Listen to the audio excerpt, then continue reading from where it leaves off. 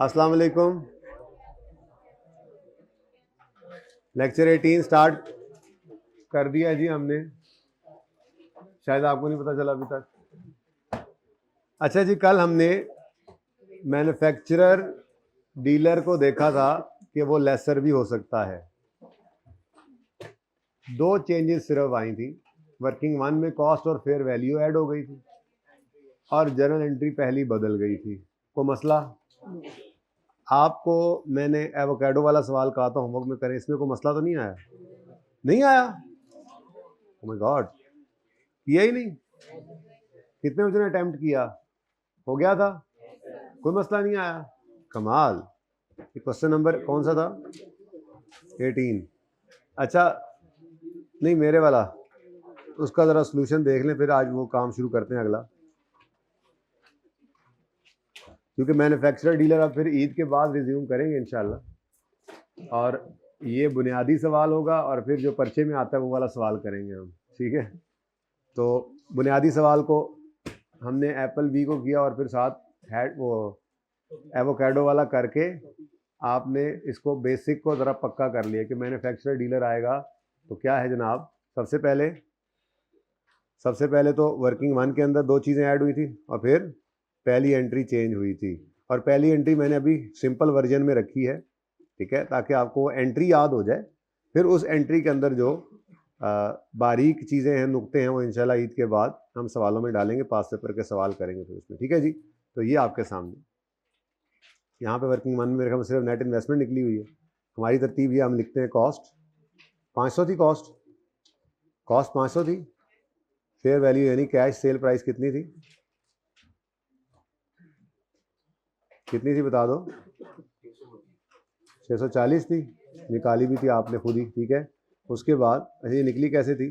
500 into या 500 जमा 500 into 20, ऐसे निकली थी ये। उसके बाद ग्रॉस इन्वेस्टमेंट आपने निकाली थी, डाउन पेमेंट थी कोई, रेंटल्स थे 60 हज़ार, हाँ 200 के।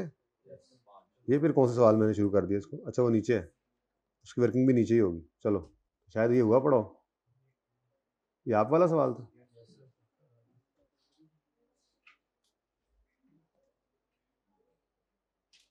ये तो फाइनेंशियल स्टेटमेंट्स नोट्स भी बने हुए हैं, नोट किसी ने बनाने की कोशिश की थी?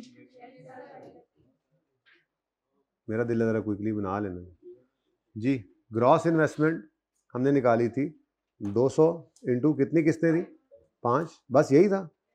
कितना आया था? 1000। फिर उसके बाद यहाँ से कहानी शुरू होती है। नेट इन्वेस्टमेंट निकाली थी 640, उससे अमाउंट स्केड्यूल बनाया था और फिर जर्नल एंट्रीज हमने कर ली थी। जर्नल एंट्रीज के अंदर ये सिंपल वर्जन अभी चला था कि लीज रिसीवेबल नेट इन्वेस्टमेंट पे, कॉस्ट ऑफ सेल कॉस्ट पे रिकॉर्ड होगी, सेल जो है वो, और इन्वेंट्री भी कॉस्ट पे, ठीक है। अब ये मैं आपको आने वाले दिनों में बताऊंगा कि असल पूरी कहानी जो है वो बता भी रहा हूँ ताकि साथ साथ थोड़ा याद भी हो जाए। असल कहानी क्या है? सेल रिकॉर्ड होती है लोअर ऑफ फेयर वैल्यू और पीवी ऑफ एलपी। दूसरी बात lease receivable and net investment पे। तीसरी बात कॉस्ट ऑफ सेल में cost less PV of UGRV होता है, ठीक है। अब ये सारी चीज़ें करेंगे इंशाल्लाह, लेकिन फिलहाल आपके दोनों सवालों के अंदर ये काम चल गया था इसमें से, ठीक है। अच्छा, उसके बाद मैंने आपके साथ इनकम स्टेटमेंट और बैलेंस शीट आपको बना दी थी, बोलो बन गई थी ना? एक्सट्रैक्ट्स बन गए थे। चलो अब नोट को ज़रा जल्दी से बना लेते हैं यहाँ पे, ठीक है। नोट भी दोनों साल के ही बनाते हैं।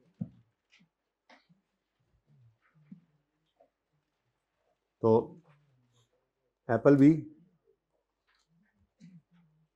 Limited notes to the financial statements, lessor का ही नोट है, बिल्कुल वैसा ही, कोई फर्क ही नहीं है उसमें, लेकिन चलो फॉर द ईयर एंडेड 31 दिसंबर 2005 था, ये 5 था, तो 6 का बना लेते हैं, 5 भी कंपैरेटिव में बना लेंगे, ठीक है जी। अखा ले अखा बड़ी नेमत में है, तो 6 और 5। अच्छा जी, अब नोट्स में नोट का को नंबर लगा देना, इन कर लें। फाइनेंस लीज थी ना जी, सवाल में लिखा हुआ था, टेस्ट लगाने की जरूरत नहीं, लेकिन लगाते भी तो आपको कोई ना कोई टेस्ट जो है वो उसका आंसर यस मिल ही जाता, बल्कि मिल ही रहा था। Present value of lease payment fair value के बिल्कुल इक्वल थी, यूजीआरवी तो है नहीं, ठीक है। तो बहरहाल टेस्ट लगाए बगैर इसलिए चले थे क्योंकि सवाल में लिखा हुआ था। चले जी, 9.1 में हमने जो लिखना होता है वो आपको पता है। 9.2 मैच्योरिटी एनालिसिस।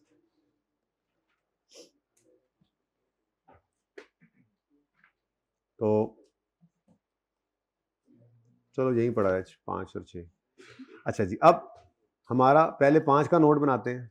तो 5 का नोट बनाने के लिए 5 के साल की आखिरी पेमेंट के नीचे एक लाइन लगा दी। अब नोट बना रहे हैं नोट, तो प्रिंसिपल को पकड़ेंगे, इंस्टॉलमेंट्स को, ठीक है। तो ये 5 के एंड पे खड़े होकर 1 साल के अंदर अंदर, फिर 1 साल के बाद 2 साल के, 2 साल के बाद 3 साल, 3 साल के बाद 4 साल के अंदर, ठीक है जी। तो हमने यहाँ पर लिखा less than 1 year, 1 to 2 years. ये इकट्ठा बनाना आना चाहिए ना। पहले भी एक बार शायद मैंने कंपैरेटिव में नोट बनाया था, चलो, लेकिन लेसर का नहीं था, लेसी का था, 3 to 4 ईयर्स। तो 31 दिसंबर 5 पे अगर खड़े हों तो लेस देन 1 ईयर जो बनता है वो 200 है, 1 to 2, 2 to 3 और 3 to 4, टोटल 800। मैं तो कहता हूँ इसको मुकम्मल कर लें पहले, क्या ख्याल है? 5 को मुकम्मल कर लेते हैं, इसकी रिकन्सिलिएशन बनाकर फिर आगे मूव करते हैं, ठीक है।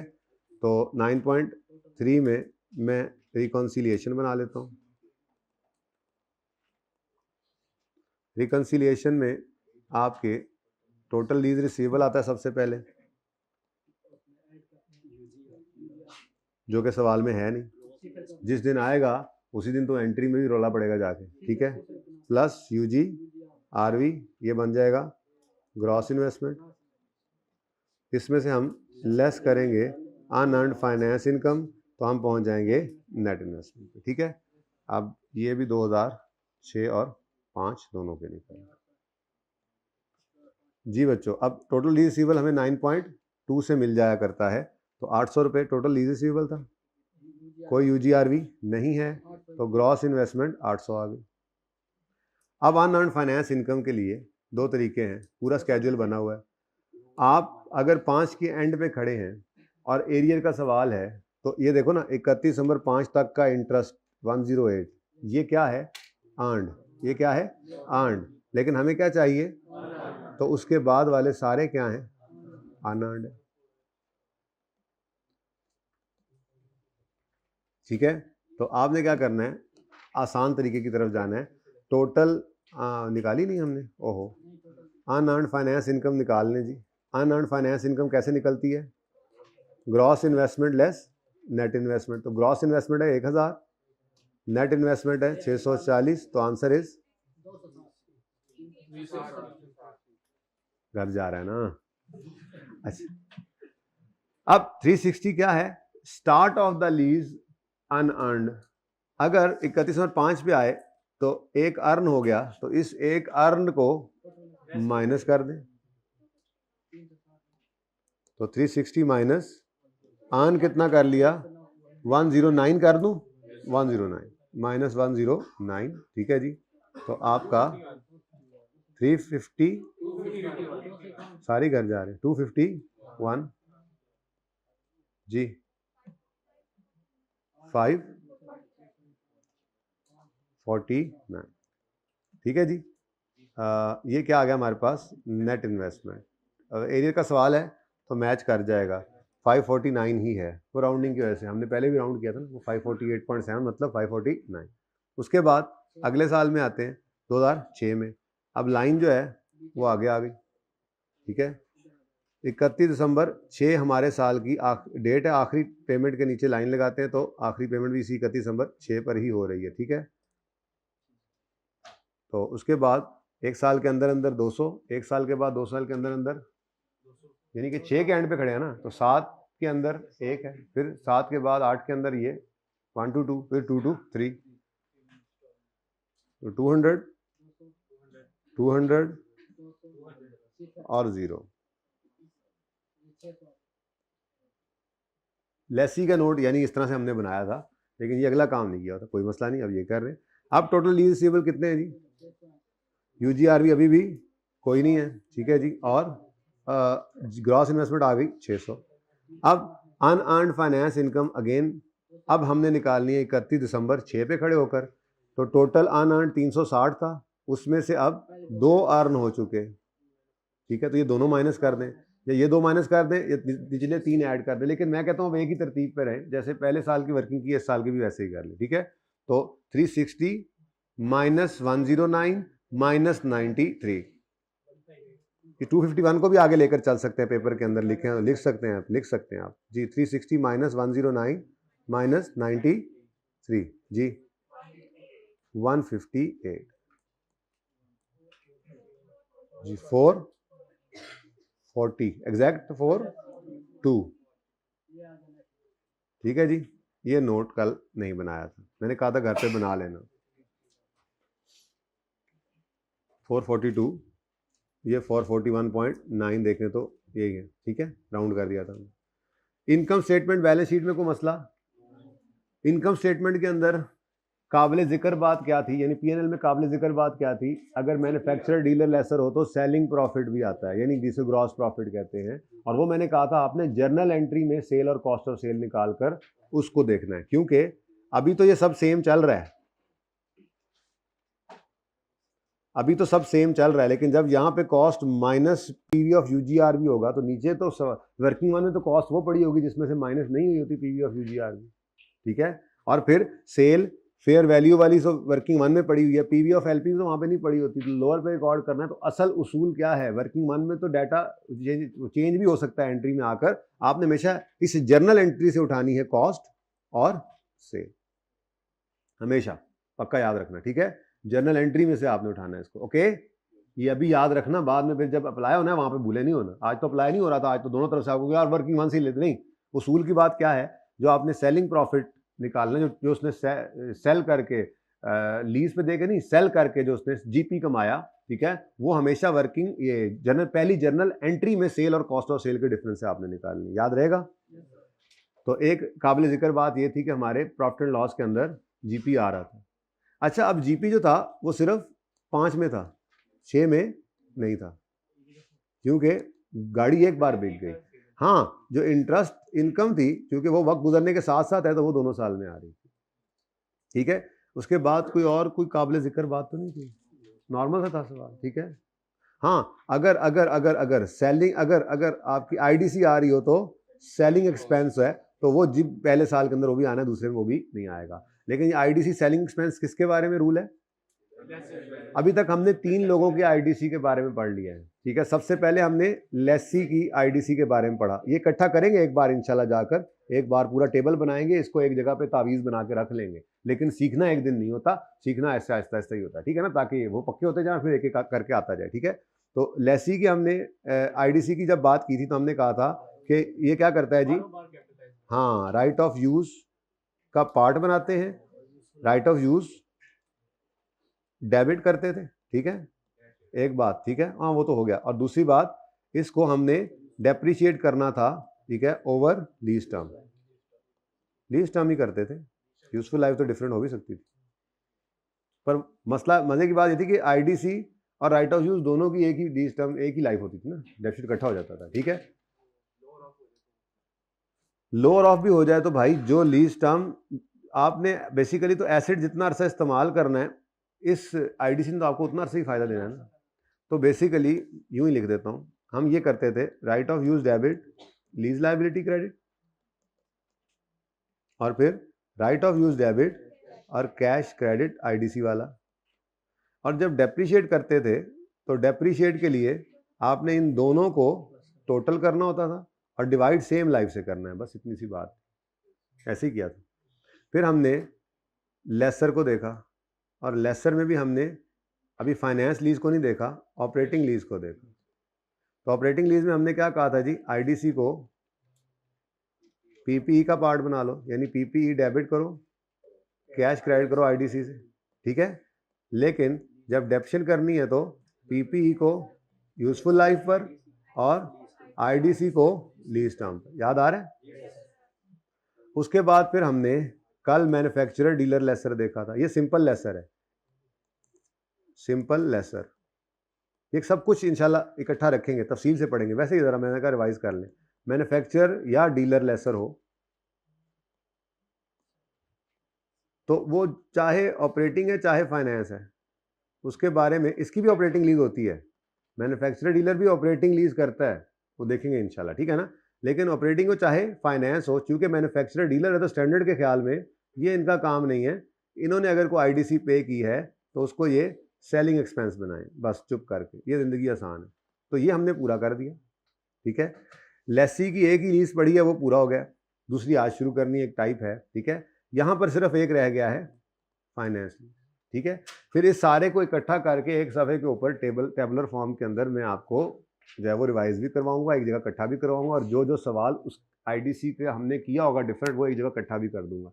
यानी आपको पूरे IFRS 16 की अगर आईडीसी की रिवीजन करनी होगी तो आप वो उस लेक्चर के एक दिन, जिस दिन हमको 15-20 मिनट लगाएंगे उस पर इकट्ठा किया हुआ, वो जहाँ जहाँ पढ़ा होगा वहाँ पे इकट्ठा हो जाएगा, आप रिवाइज कर सकेंगे, ठीक है बेटा जी। हैं लीज इंसेंटिव लेसी को मिलता है, लेसर देता है वो इंसेंटिव। सॉरी, नहीं, क्यों नहीं शो? वर्किंग के अंदर तो आ ही रहा है, वर्किंग से उठा के आपने लिखा होता है। तो जर्नल एंट्री के अंदर आप जब फिगर ही वो लिखी है, जो मिसाल के तौर पे पहला रेंटल 17 का था हमारे सवाल में, याद है? तो वो अगर आपने 15 लिखा है तो ये शो ही तो हो रहा है। और कैसे शो? आप ब्रैकेट में कर दें शो। वैसे वर्किंग 1 हमने इसी सवाल की हुई है, उसके अंदर ब्रैकेट में शो किया ही होता है, तो वो भी चल जाएगा, ठीक है। चलें जी, ये इंशाल्लाह करेंगे तफसील से बात। बस अभी मैन्युफैक्चरर डीलर को ज़रा लगाते हैं ब्रेक, और चूँकि अब ख़तरा तो मुझे पड़ा ही हुआ है कि कल आप लोगों में से पता नहीं कौन आए कौन ना आए, तो इसलिए आज हम बात शुरू करते हैं लेसी की, जो बच गई है, जो जितना IFRS 16 में समझे कॉन्सेप्चुअली बात बच गई है, उसके बाद फिर बस उसको हमने प्योरीफाई करना है। और हम डिस्काउंटिंग की डिफरेंट चीज़ों को देखेंगे, पास पेपर को बहुत ज़्यादा प्रैक्टिस करेंगे, और छोटी छोटी चीज़ें डिफरेंट हैं जिनमें से पर्चा आता है, वो ईद के बाद इंशाल्लाह करेंगे। यानी कि सारे लीज में से इस बार जो सवाल आया है, वो सवाल वो है जो एंड के अंदर जाके ना 2 लेक्चर्स या 1 लेक्चर पूरा लगा दें, या फिर 2 से 3 लेक्चर में बांट के एक बात की जाती है, जो मैंने आपको शुरू में कहा था कि एंड पे जाके पढ़ेंगे कि लीज है भी या नहीं, ये कैसे डिसाइड होने। तो सिर्फ उस बात के ऊपर जो एंड पे IFRS 16 के एंड पे जाके पढ़ाई जाती है, एक लेक्चर मैंने कहा वैसे लगता है, लेकिन चूंकि वो बोरिंग हो जाता है सिर्फ थेरी वाली बात करना, तो वो 3 से 4 लेक्चर्स में बांट दिया जाता है, उसको थोड़ा थोड़ा करके पढ़ाया जाता है। सिर्फ उस एक कॉन्सेप्ट में से इस दफ़ा सवाल बना हुआ था, ठीक है। तो बहरहाल सवाल तो कहीं से भी आ सकता है।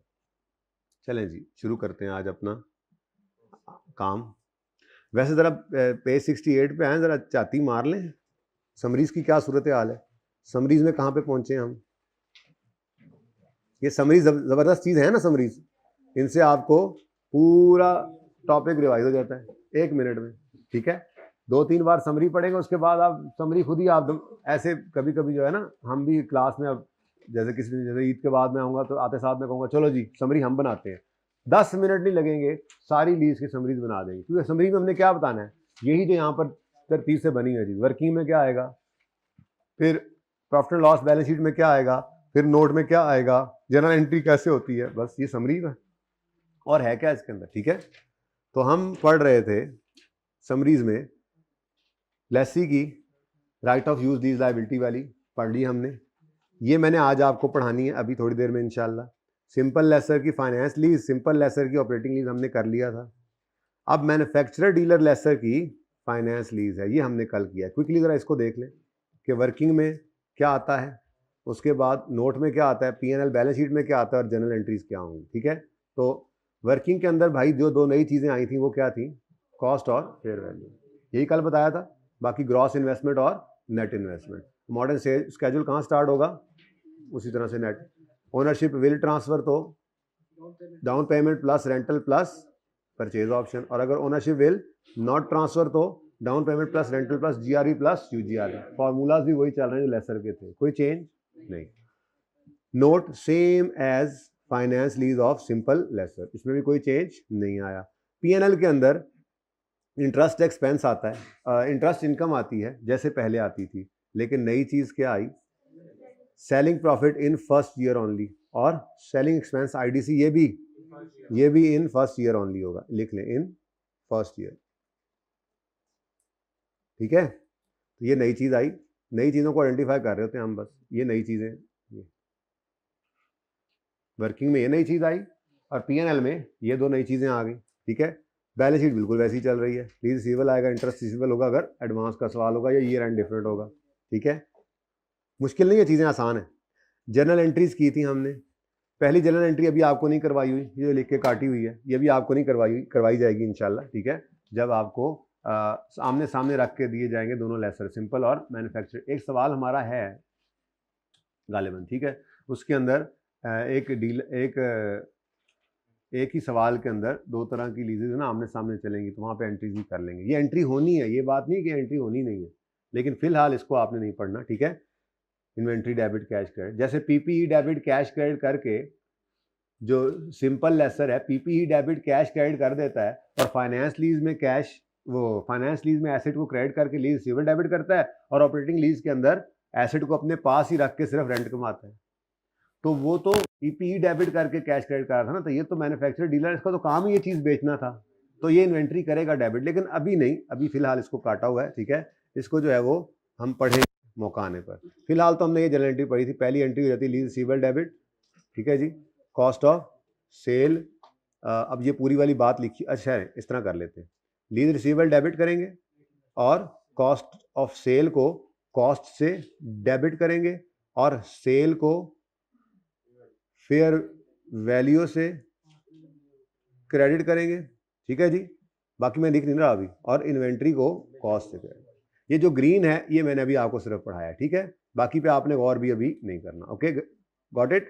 ठीक है, तो आपकी ये एंट्री बस पक्की हो जाएगी, तो फिर बस दो चीज़ें ऐड होनी है बीच में, जब आएंगी तो वो कर लेंगे, क्या मसला है उनके अंदर। ठीक है, ये पक्का होगा तो वहाँ पे कोई मसला नहीं होगा। ये छोटी छोटी चीज़ें ही हैं, पास पेपर्स पे हम अभी कम गए थे, क्योंकि ज़रूरी चीज़ें ये करेंगे तो तभी पास पेपर समझ आते हैं। ठीक है, अब आप देखेंगे हम दबोदब पास पेपर करेंगे। ठीक है, मुश्किल पास पेपर होंगे, लेकिन उनमें क्या मुश्किल होगी, मुश्किल तो यही चीज़ें होती हैं जो आप सीख रहे हैं। ठीक है, आईडीसी के बारे में क्या कहा था जी, सेलिंग एक्सपेंस बनाएंगे, तो selling expense debit, IDC cash वाला कैश क्रेडिट कर देंगे, और वो आईडीसी का कैश है। ठीक है जी, नेक्स्ट है किराया आएगा तो सेम वही cash debit, lease receivable credit और इंटरेस्ट इनकम क्रेडिट। जी, गॉट इट। अच्छा, अब एक छोटी सी डिस्कशन और भी है, कहें तो वो भी कर ना लूँ फटाफट। मैंने ना ये बताना है आपको, इंटरेस्ट की डिस्कशन करनी है आपके साथ। ठीक है, तो एंड में मुझे अब याद करवाना, पहले मेरा दिल है कि अब हम लेसी की लीजेज सीख लें, दूसरी वाली, बल्कि कर ही लें, पहले डिस्काउंट की डिस्कशन कर लेते हैं। एंड पे आऊँ अगर मैं इस चैप्टर के, ओह नो, पिछले वाली खोलनी पड़ेगी, ओपन ही नहीं। आखिरी सवाल आपके पास तो है ना, बोलो, तो आप तो आ जाए।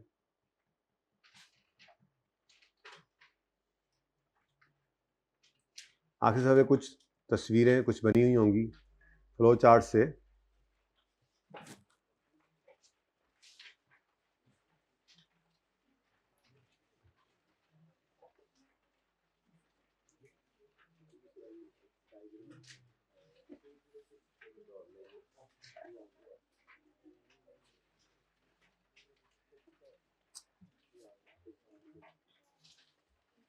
क्या मसला आ गया पता नहीं, इसको ज़्यादा पीछे चलेगा।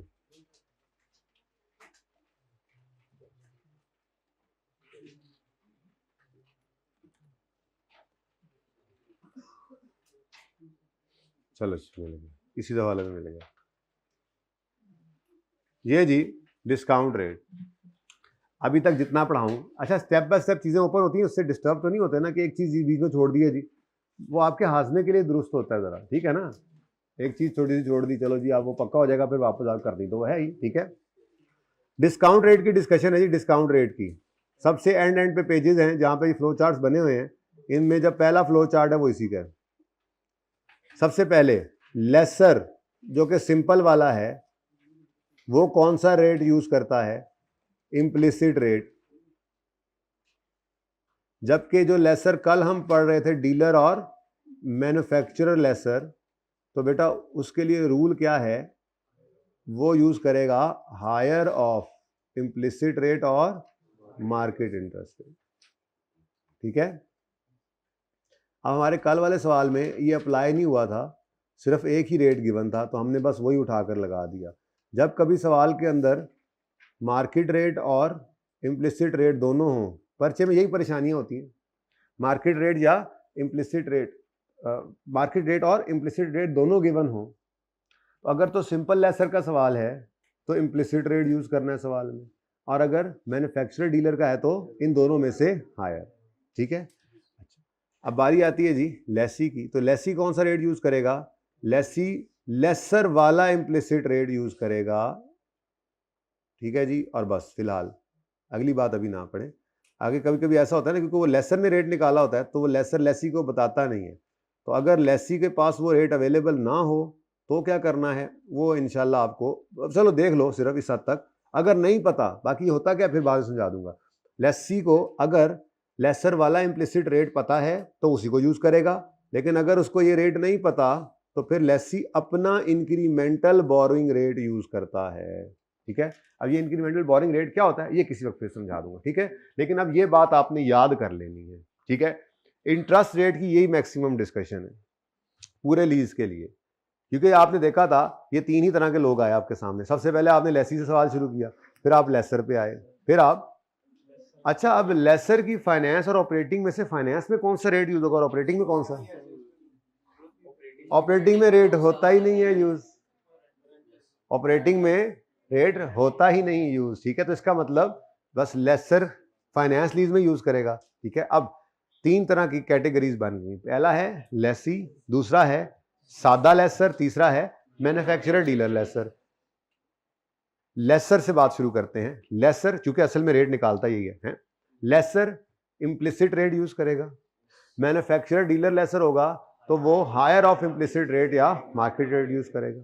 ठीक है, और जो लेसी है वो भी लेसर वाला, ये इंप्लिसिट रेट कैलकुलेट कौन करता है? लेसर, तो लेसर वाला इंप्लिसिट रेट ही लेसी भी यूज करेगा। हमारे सवालों में लिखा होता था implicit rate implicit in the lease is lessee के सवाल में शुरू किया था मैंने, कहा था इंप्लिसिट निकाला कैसे, तो एक्सेल की शीट में याद है इंप्लिसिट निकाला था, वो कैलकुलेटर पे भी निकालना सीख लेंगे किसी वक्त, आता होगा उम्मीद है आपको। ठीक है, तो इंप्लिसिट कोई गल नहीं, सीख लेंगे, अभी सीएमए के अंदर भी एक उधार चल रहा है कैलकुलेटर वाला, टाइम निकालेंगे किसी वक्त। जी सुने, लेसर का इंप्लिसिट रेट लेसी ने यूज करना है, लेकिन अगर वो नहीं पता तो फिर अपना इंक्रीमेंटल बोरिंग रेट यूज करेगा। अब सवाल के अंदर वो यही बातों से परेशान करेगा आपको। ठीक है, तो आपने परेशान नहीं होना। चलिए छोटी सी डिस्कशन ये 2 दिन पहले करनी थी मैंने, लेकिन ये ना बस पेंडिंग रह गई थी।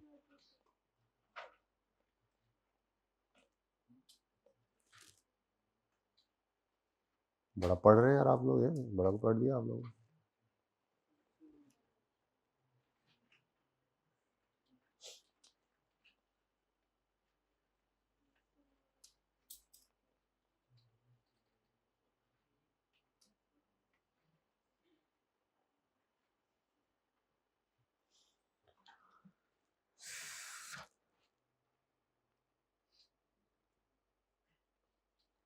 ठीक है जी, इधर बात करते हैं ताकि फिर यहीं से करीब करीब आपको रेफर करता जाऊं चीजें। अच्छा जी, आप बात शुरू करते हैं हम, प्रोबेबली ये लास्ट कैटेगराइजेशन हम कर रहे हैं। ठीक है, कि लेसी के पॉइंट ऑफ व्यू से लीज की कितनी किस्में हैं। जैसे लेसर के पॉइंट ऑफ व्यू से लीज की 2 किस्में होती हैं ना। ठीक है, देखें एक ही लीज है, देखने वाले मुख्तलिफ नज़रों से देख रहे होते हैं। ठीक है ना, एक कारपेंटर आएगा तो वो दरख्त को देखेगा कि ये कितना फर्नीचर बना देगा, उसी दरख्त को मुसाफिर देखेगा तो ये कितनी छांव दे देगा, उसी दरख्त को किसान देख रहा होगा तो ये कितना फल दे देगा, कितना, किसने जमीन इन्हें मली हुई है कितना फल दे देगा। ठीक है, फलदार दरख्त है वो। ओके, तो ये मसला नहीं है, वो लीज एक ही है, लेसर ने उसको देखा अपने हिसाब से। ठीक है, और उसने उसको आइडेंटिफाई किया फाइनेंस लीज और ऑपरेटिंग लीज में। उसी एसेट को लेसी जब देखेगा तो लेसी के पॉइंट ऑफ व्यू से, लेसी के पर्सपेक्टिव से फ्रॉम लेसी परस्पेक्टिव या from lessee point of view, POV, POV लिखते हैं आप लोग, मैनू ना पता लगे बाद च की लिखा है, पेंडू जा बंदा हूं यार मैं, है जी। From lessee point of view, lessee जब किसी एसेट, देखो लेसर जब किसी लीज्ड एसेट को देखता था तो 5 सवाल करता था, याद है? वो 5 सवालों में से अगर सारों का जवाब नो है तो ऑपरेटिंग, किसी एक का भी यस है तो फाइनेंस। लेसी भी जो है वो लीज्ड एसेट से 2 सवाल करेगा। क्या करेगा जी? सवाल करेगा, is it a short term lease,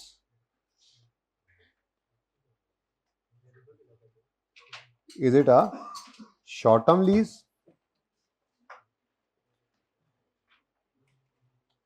short term क्या होता है? 12 मंथ्स, ठीक है जी। और नंबर 2, इज इट अ, ऊपर से मिला के पढ़ेंगे, ठीक है ना, is it a short term lease और इज इट अ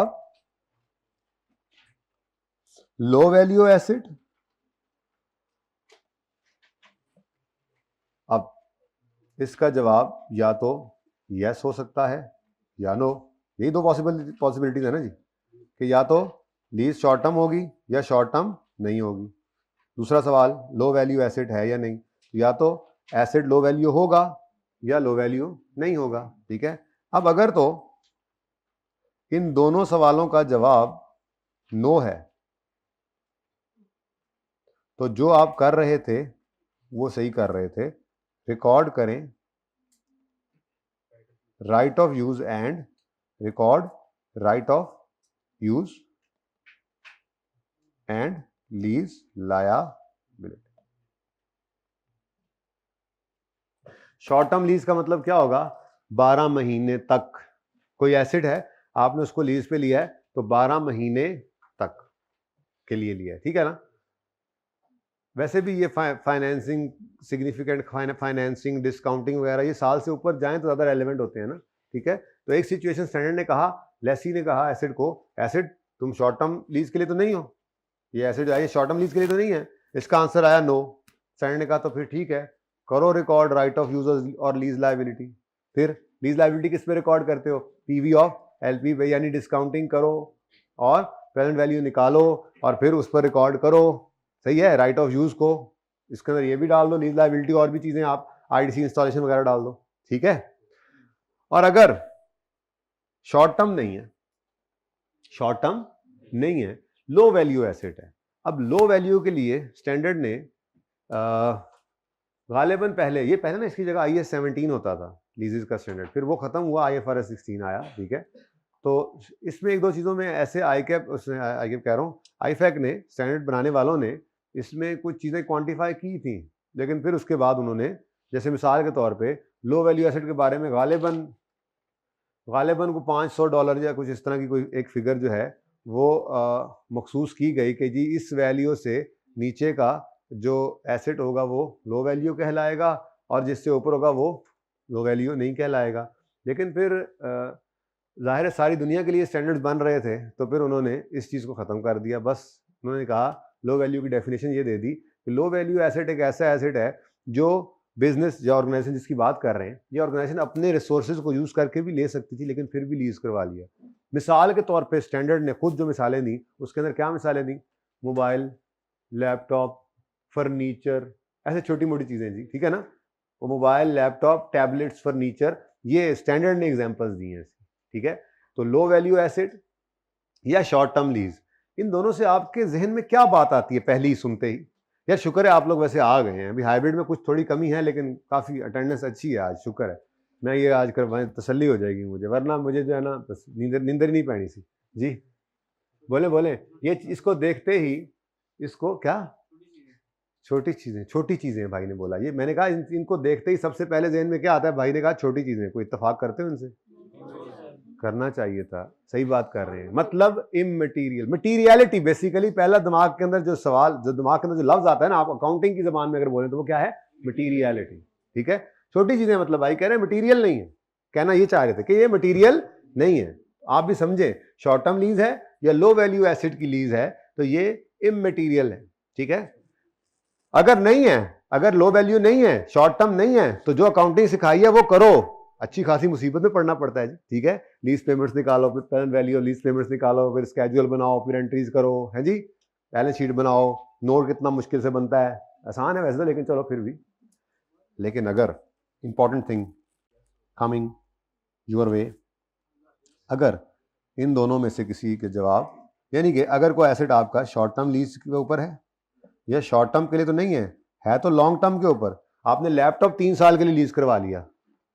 अब आपकी ऑर्गेनाइजेशन जो है छोटी ऑर्गेनाइजेशन नहीं थी कि उसके लिए लैपटॉप अपने पैसों से लेना कोई मसला हो, लेकिन बिजनेस ऐसे करते हैं, कहते हैं यार 15 लैपटॉप लेने हैं ये सारे स्टाफ के लिए, जो ये सेल्स स्टाफ आया नए, तो अब अपने पैसे क्यों लगाएं, अपने पैसे किसी और बिजनेस की एक्टिविटी में लगा देते हैं, ये लीज करा लेते हैं।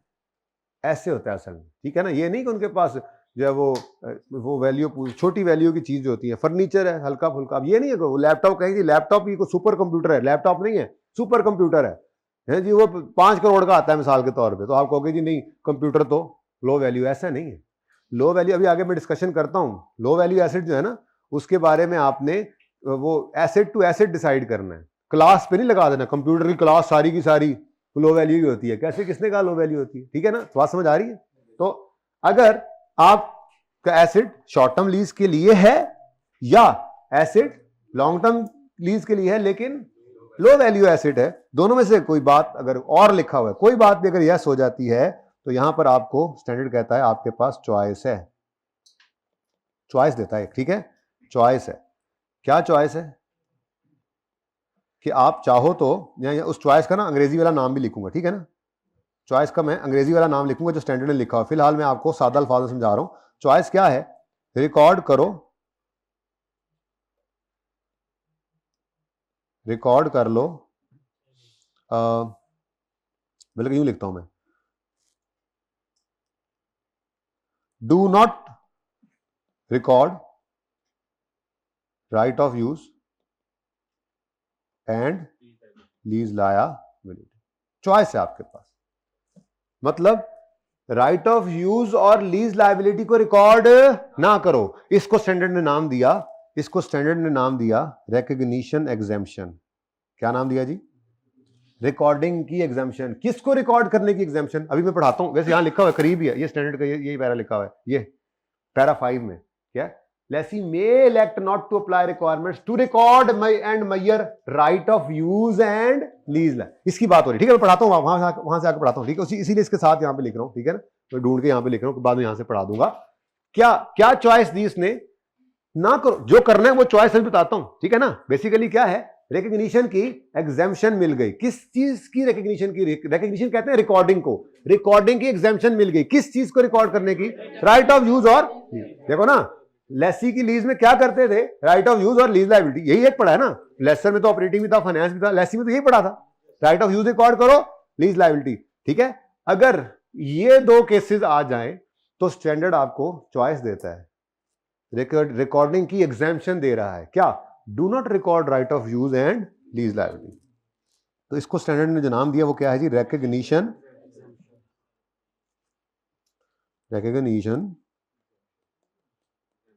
एग्जेम्पशन, जंपटियन, ठीक है। तो एग्जेम्पशन, रिकॉग्निशन एग्जेम्पशन क्या है जी?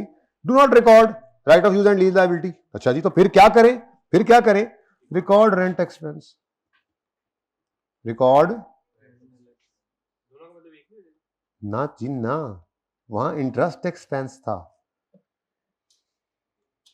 Rent expense simple. किराए पे लेकर चीज, अगर आप किसी से किराए पे लेकर आओ चीज, तो आप अपनी किताबों में उसकी क्या एंट्री करते हो?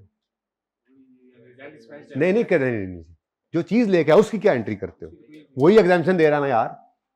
यहां पे क्या किया था आपने? यहां पे क्या किया था? Right of use asset, leased asset record ही तो किया था। यहां पे कह रहा मत रिकॉर्ड करो, एसेट लाओ, किराया दो, पे करो। अब समझ आई? लीज लायबिलिटी नहीं रिकॉर्ड करेंगे, नहीं, या हम ये करेंगे, ये भी कर सकते हैं। मतलब कहने का ये कि स्टैंडर्ड नहीं अलाउ किया आपको कि चाहो तो बेशक वही काम किए जाओ। उसकी वजह पता है क्या है? उसकी वजह थी कि अकाउंटिंग सॉफ्टवेयर जो होते हैं ना, ये जब बनाए जाते हैं तो ऐसी चीजें उसके अंदर ना अकाउंटेंट्स जो है वो सॉफ्टवेयर डेवलपर्स के साथ मिलकर इन बिल्ड कर देते हैं। ठीक है ना। अब लेसी के लिए उन्होंने अकाउंटिंग कर दी होगी, वो शीटें बना के एक्सेल पे उस हिसाब से उन्होंने प्रोग्रामिंग करके डाली हुई है।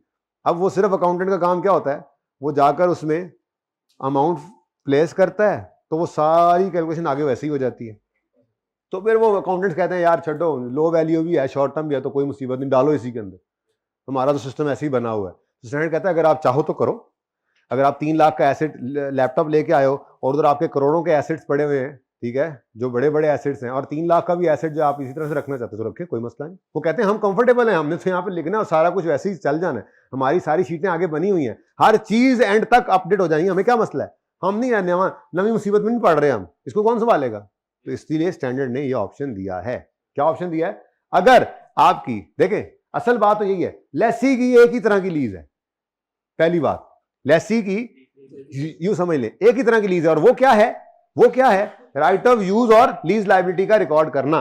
लेकिन स्टैंडर्ड ने कहा अगर वो लीज एसेट शॉर्ट टर्म के लिए है या लो वैल्यू एसेट है, या लो वैल्यू वाला एसेट है, तो आपको ये रुख्सत दी जाती है कि जो लीज की अकाउंटिंग होती है वो ना करो, बल्कि रेंटल वाली, इंट्रो वाली अकाउंटिंग कर लो। अब बात समझ आई, थोड़ी सी, थोड़ा समझ आया। तो लेसी के, तो फिर हम पे ये कह सकते हैं कि ये मुश्किल वाली लीज है ना, जो नॉर्मल लीज है उसकी, तो ये क्या, ये कौन सी लीज है, ये सिंपल, इसको मैं क्या कह लेता हूं यार, कह लो ना भाई, भाई कह लेना यार, इसकी बैटरी लो हो गई। अच्छा आपको समझ आ रही है, आप सवाल करें तब तक जब तक मैं इसको चार्जिंग पे लगाऊं। जी यही इस बात में से कोई बात निकालें, पूछे ना कुछ।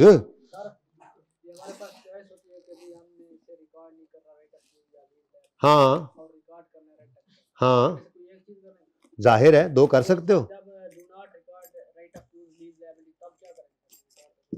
क्या, तो यही ना, कुछ नहीं ना करेंगे, यही तो कह रहा हूं भाई। दूसरा पेन नहीं मेरा मिल रहा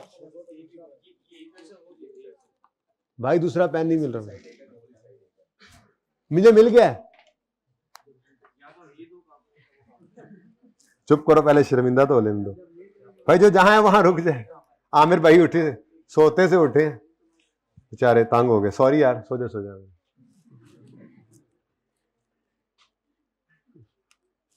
अच्छा जी, ठहरो जी, बेटा आप बोले, पेन मिलने की देर थी जी। तो लेसी दो सवाल करेगा ऐसे, लीज जब भी आएगी, लीज जब भी कराएगा, दो सवाल करेगा, क्या ये लीज शॉर्ट टर्म के लिए, क्या ये लीज लो वैल्यू एसेट के लिए। अगर इसका जवाब आया नो, तो ठीक है, जो सीखा वही करो, राइट ऑफ यूज और लीज लायबिलिटी रिकॉर्ड करो, उसके लिए जो सिखाया हुआ है, लीज पेमेंट्स निकालो, पीवी ऑफ एलपी निकालो, मॉडर्न स्केड्यूल बनाओ, फिर उसकी एंट्रीज करो, वो balance sheet, income statement, right of use ने भी आना है, लीज लायबिलिटी ने भी आना है, नोट भी बनना है। ये सारी मुसीबतों से बच सकते हो कब, अगर लीज हो जाए शॉर्ट टर्म के लिए और लो वैल्यू के लिए। और आप चाहें भी कि आप इस सारे बखेड़े से बचें, तो आप क्या करें, आप रिकग्निशन एग्जाम्पशन को इलेक्ट कर लें, आप रिकॉर्ड ना करें राइट ऑफ यूज और लीज लायबिलिटी को, बल्कि आप क्या कर लें, आप रिकॉर्ड कर लें रेंट एक्सपेंस को, ठीक है ना। ओके, तो बेसिकली ये दो चीजें, या रिकॉर्ड करो या ना रिकॉर्ड करो। तो फिर ना रिकॉर्ड करो तो क्या करो, मैं यूं लिखता हूं, इधर आपको ना कंफ्यूज कर रहा है, रिकग्निशन एग्जाम्पशन है, रिकग्निशन एग्जाम, वो दोनों पॉसिबल, मुझे अब समझ आया क्यों पूछ रहे हैं आप लोग, ठीक है, मुझे अब समझ आई है। Got it, I have got it. Do not record right of use and lease liability. Recognition exemption क्या कहती है, do not record right of use and lease liability, और रिकॉर्ड रेंट। अब सही है,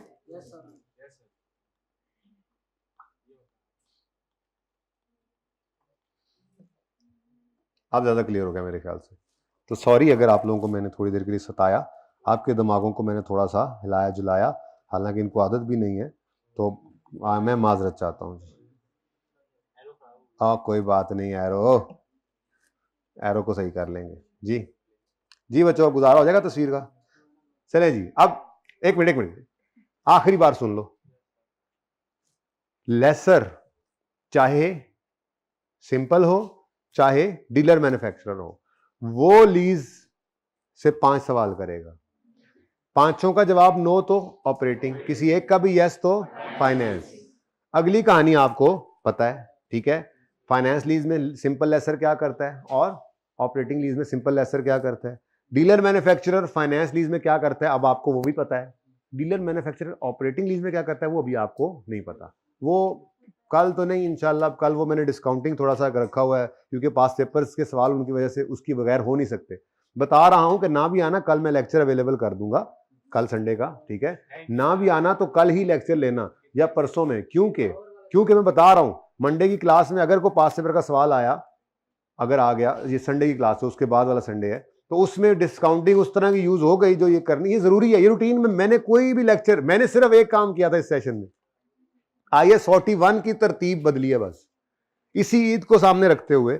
अगर IAS 41 हमने किया होता तो 4 से 5 दिन उसमें लग जाते हैं, तो अगर उसके बाद लीज शुरू किया होता तो इस वक्त अभी हम शायद लेसी से लेसर पे मूव किए होते और 6 दिन आ जाते, तो पिछला ये कंटिन्यूटी में ना रहता, पिछला भूल जाता।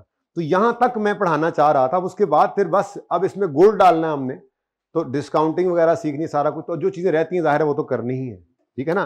तो जो लेक्चर कल का होगा वो इंपॉर्टेंट इसलिए है कि पास पेपर के सवालों के अंदर डिस्काउंटिंग, मैंने आपको बताया था कि 5 साल की लीज होगी, पहले एक किराया आएगा, 2 मिस, फिर तीसरा चौथा पांचवा आ जाएगा।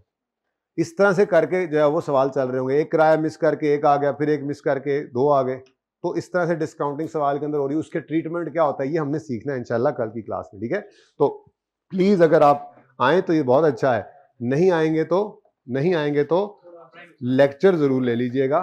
ये शायद इसकी थ्योरी पूरी ना हो पाए, इसकी थ्योरी बड़ी इंपॉर्टेंट है, तो वो थोड़ी सी पहले 15-20 मिनट पढ़ा के फिर मैं डिस्काउंटिंग में मूव कर जाऊंगा, ठीक है। टेस्ट की डिस्कशन बहरहाल मुझे मंडे को ही करनी पड़ेगी, हो जाएगा। अच्छा जी, चलें जी, भाई इधर देखें भाई, बात कहां से कहां चलेगी, सॉरी। तो मैं ये कह रहा था कि सिर्फ रह गया है मैन्युफैक्चरर डीलर में ऑपरेटिंग लीज, लेसर साइड पे हो गया। अब बारी आती लेसी की। लेसी भी लीज से सवाल करेगा, लेकिन 2, ठीक है। लेसी की फाइनेंस ऑपरेटिंग नहीं, पुराना स्टैंडर्ड ना लेसी को भी यही कहता था, फाइनेंस और ऑपरेटिंग। इस स्टैंडर्ड ने आकर सबसे पहली चीज ये जो चेंज की थी, ये की थी कि लेसी की कोई फाइनेंस ऑपरेटिंग नहीं, लेसी की एक ही लीज है, वो क्या है, राइट ऑफ यूज रिकॉर्ड करो और लीज लायबिलिटी। और दूसरी बात, ऑप्शन दे दिया कि अगर लेसी 2 सवाल करो, अगर इनमें से किसी एक का भी जवाब ऐसा है, यानी कि आपने जो लीज किया है, एसेट लीज पे लिया है, वो शॉर्ट टर्म के लिए लिया है या लो वैल्यू का एसेट है, तो चाहो तो अभी भी राइट ऑफ यूज लायबिलिटी वाली अकाउंटिंग करो, आपको शौक है तो, प्रैक्टिस करनी है IFRS 16 की, तो नए अकाउंटेंट बन के गए हो तो, ठीक है। और अगर आप चाहो तो इससे जान छुड़ा सकते हो, आपको चॉइस दी जाती है कि आप रिकॉर्डिंग एग्जाम्पशन ले लो। किस चीज की रिकॉर्डिंग एग्जाम्पशन ले लो, राइट ऑफ यूज और लीज लायबिलिटी को रिकॉर्ड करने की एग्जाम्पशन ले लो, और करो क्या, रिकॉर्ड कर लो रेंट एक्सपेंस। अब किसी को बताओगे तो नहीं, एक बात बताऊं तो किसी को बताओगे तो नहीं, जैसे लेसर की ऑपरेटिंग लीज में चलता था ना रेंटल इनकम, वैसे ही यहां पर रेंट एक्सपेंस बन जाएगा, उसी के उलट काम भी चल जाएगा हमारा, किसी को बताना नहीं है लेकिन, ठीक है। वहां पे हम कहते थे आया कमाया घिसाया, यहां पे हम कहेंगे गया खर्च हुआ, किराया डेप्शन नहीं कर सकते, डेप्शन क्यों, हमारा एसेट रिकॉर्डिंग नहीं, ठीक है ना, थोड़ा समझ आ रहा है। वहां पर करते थे for both rent receivable and we have used the word rent receivable, यहां पे हम करेंगे पेएबल और प्रीपेड, यानी सारी कहानी भी ऐसे चला लेंगे। ओए चलें बाहर, क्या अगर ये आगे हो तो फिर ये होगा या ये होगा, मैंने कहा किसी को बताना नहीं। अच्छा जी, सही है, चलें देखते हैं, अभी तो बात समझ आ गई। अब ये पक्का हो गया, ये पक्का है, बोलो अगर ये पक्का है ना तो मुझे जरा कंफर्म कराओ, थोड़ी सी प्रैक्टिस करके। एक लीज है जनाब, अब लेसी है, लेसी, ठीक है ना। अच्छा, मैं इस लीज को ना दोनों के पॉइंट, जैसे मैंने आपको कहा ना कि जो है वो एक दरख्त है, उसको देखने के 2 तरीके लोगों को, हर बंदा अपनी तलब के अपनी मर्जी के हिसाब से देख रहा है, ठीक है। तो एक लीज है, लीज पे हमने एक प्लांट लिया है, ठीक है जी, और बातें ना करो यार, इसकी फेयर वैल्यू है प्लांट की 30 लाख 40 लाख, कुछ भी कर लो,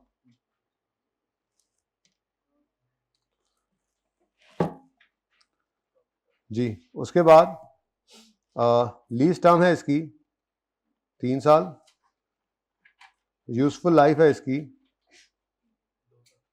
10 साल,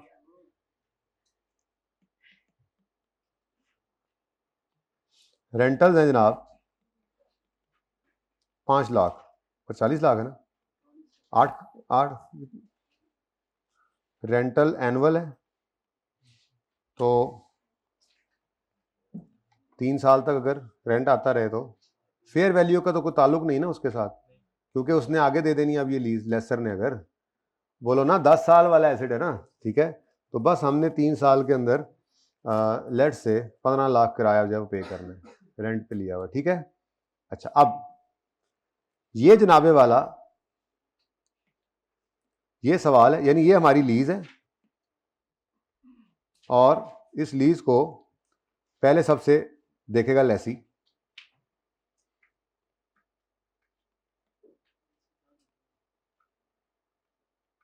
ये लेसी है। अच्छा, हाँ जी, लेसी सवाल कर रहा है अब, क्या ये लो वैल्यू एसेट है? बोलो। अच्छा, क्या ये शॉर्ट टर्म लीज है? तो अगर ये दोनों नहीं है तो भाई प्लीज फिर मेहरबानी करें और क्या करें, राइट ऑफ यूज और लीज लायबिलिटी रिकॉर्ड करें। कोई ऑप्शन नहीं है आपके पास, record mister lessee, record right of use and lease liability. Lessor आया,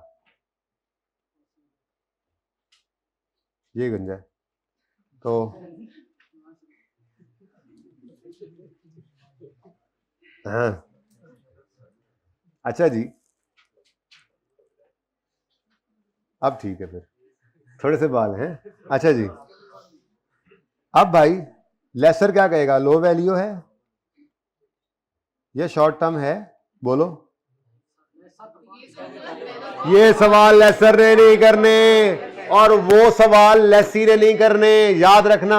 ओके जी, तो कौन से सवाल करेंगे जी? 5 क्वेश्चन करते हैं 5 क्वेश्चंस। पहला सवाल, क्या ये एसिड लीज टर्म के एंड पे, सवाल सारा आपके सामने है, कोई कमी बेशी होगी ना मैं खुद पूरी कर लूंगा, मेरा अपना सवाल है। जी, मैंने कहा कि सवाल में कोई कमी बेशी होगी तो वो खुद पूरी कर लेंगे ना, अपना सवाल है, ठीक है जी।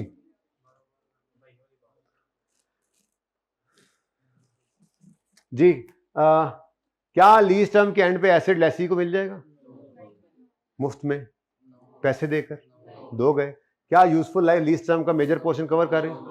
क्या present value of lease payment fair value का सिग्निफिकेंट पोर्शन कवर कर रही है?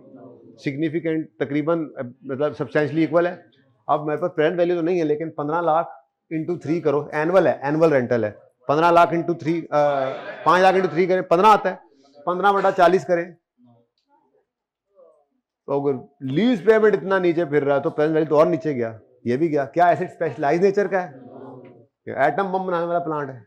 अच्छा, तो फिर ये कौन सी लीज है?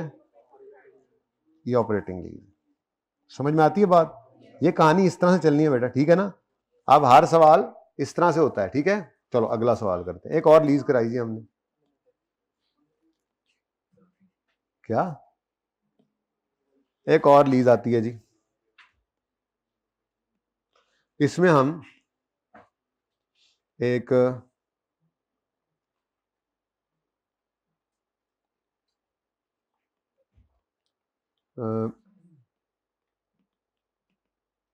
फिर थोड़ा महंगा होता है लैपटॉप, फिर थोड़ा महंगा होता है, ठीक है। एक प्रिंटर जी हमने लीज पे करा, लीज पे लिया है, इसकी फेयर वैल्यू जो है वो लेट से 75,000 है और इसको हमने 3 साल के लिए लीज करा लिया। अब ये ऐसी चीज़ है कि हम अपने रिसोर्सेज इसको खरीद सकते थे, ठीक है, लेकिन हमने फिर भी इसको लीज कराने का ही फैसला किया कि अपने पैसे किसी और काम में, बिजनेस बढ़ाने के किसी और काम में इस्तेमाल कर लेंगे, ठीक है, और इसको लीज पे ले लेते, ले लिया जी लीज पे हमने, ठीक है। अब नंबर 4, यूजफुल लाइफ इस एसिड की है 40 साल, 4 साल बहुत है, ठीक है। उसके बाद 5 भी करें तो मेरे ख्याल में 75 हो जाता है, चलो 4 ही रख दो, नज़दीक ही रखो, मैंने करवाना है इसको वो। अच्छा, अब नंबर 5, रेंटल्स हैं एनुअल और 30,000 पे 30 90,000, चलो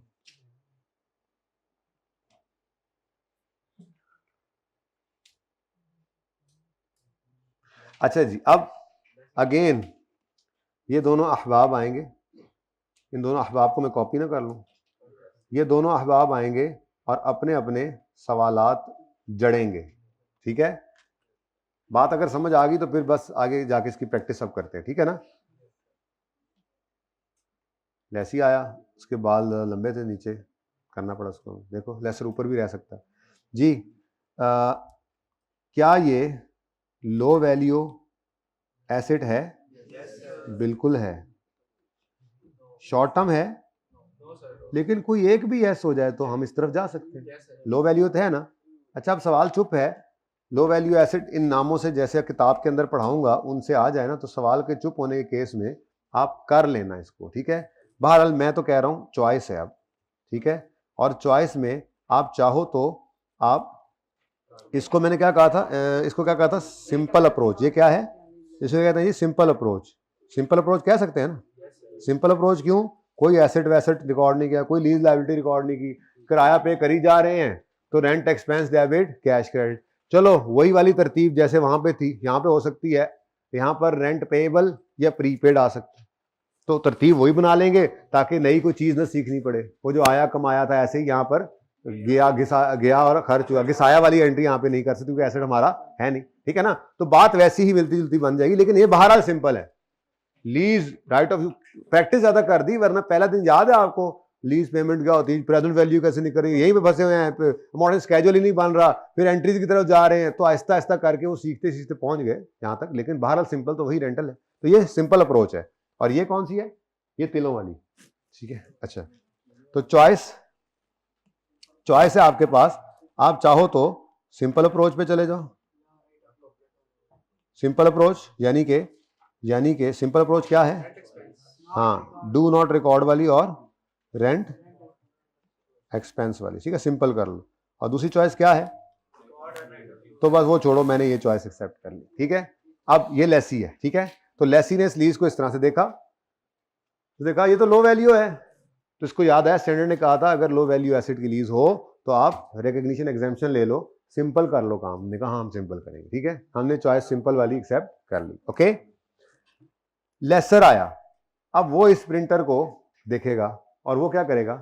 अपने 5 सवाल करेगा। सवाल नंबर 1, क्या लीज टर्म के एंड पे लेसी को ये एसेट मिल जाएगा मुफ्त में पैसे देकर?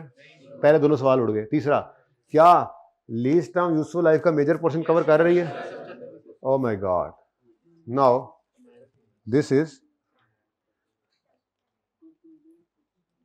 फाइनेंस लीज, ठीक है, ओके। अच्छा, अब ना जी बेटा सवाल में आ गए ना, ठीक है। यहां पे ऑल आंसर्स नो थे और यहां पे थर्ड इज यस। अब ये भी मुझे लिखना पड़ा, हद होगी, वैसे सवाल नहीं नजर आ रहा था जी। अच्छा, अब देखो ये तो चलो मानने वाली बात है। एक सिचुएशन ऐसी बनाता हूं मैं कि मिसाल के तौर पे ये वाला एसेट होता और यहां पे सारे आंसर नो आ जाते, वो तो सही है। मसला तो इसी में, सॉरी यही मसला है, वो तो सही है। यहां पे कोई मसला है? कोई मसला है? कोई मसला नहीं है। वैसे अकाउंटिंग तो ठीक है, लेकिन कोई मसला जहन में आता है? हाँ बेटा बोलो। हैं? हाँ, कितनी होगी? जितनी आप अपनी जेब से खरीद सकें आपने लीज करा ली। इसीलिए स्टैंडर्ड ने इसको क्वांटिफाई किया ही नहीं। मेरी जेब की कोई हालत, आपकी जेब की कोई हालत, बाहर के मुल्क में बैठे हुए जॉन की जेब की कुछ और हालत। तो $500 उनके लिए कुछ ना हो, हमारे लिए शायद $500 आजकल।